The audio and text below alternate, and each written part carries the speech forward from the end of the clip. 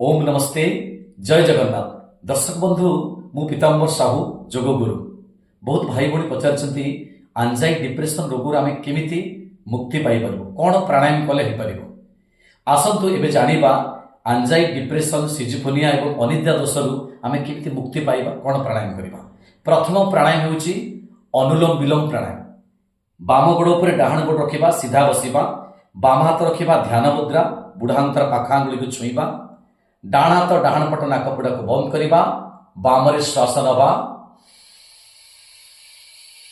फिर डाहाण पटरे छाड़िबा, फिर डाहाण पटरे श्वास नबा, बामरे छाड़िबा, फिर बाम पटरे श्वास नहीं डाहाण पटरे छाड़िबा, फिर डाहाण पटरे श्वास नबा, बामरे छाड़िबा।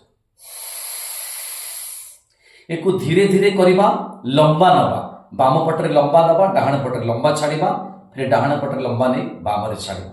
एक 15-20 मिनिट पर्यंत सकाळ समय करतु, विशेष भाव में लाभ प्राप्त हो।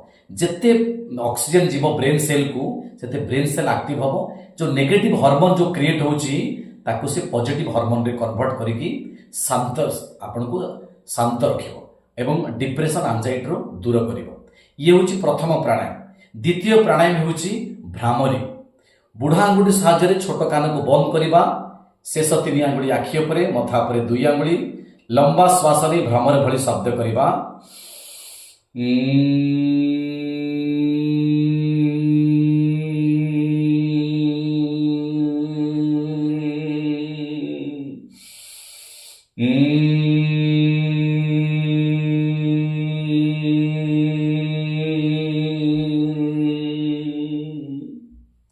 ये प्राणायाम को आपण को 5-10 थर पर्यंत नियमित अभ्यास करबा।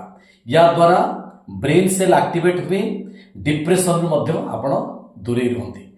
तृतीय प्राणायाम होची ध्यान करी, ध्यान रे बसी ओम चैंटिंग करबा। उद्गीत प्राणायाम बोली कुआ जाए बा ताको प्रणव ध्वनि। श्वास को लंबा नबा नेकी ध्यान रे बसी ताको ओम चैंटिंग करबा।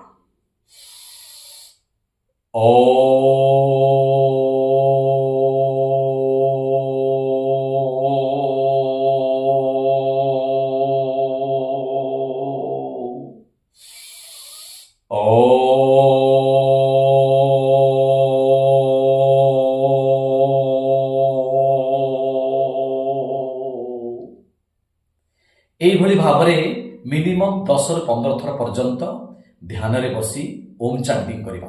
या द्वारा गोटे पॉजिटिव वाइब्रेशन क्रिएट हुए, बॉडी रे गोटे हीलिंग प्रोसेस स्टार्ट हुए, जोटा कि एंजाइटी डिप्रेशन रो दूरे रखे।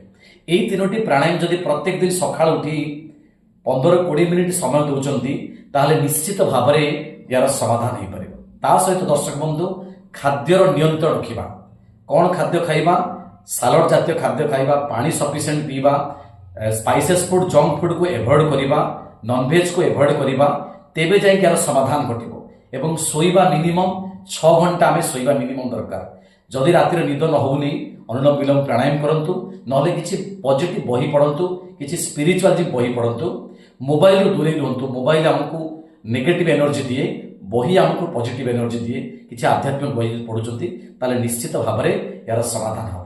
खाइबार अध घंटे पर पानी पीवा को चेष्टा करंतु।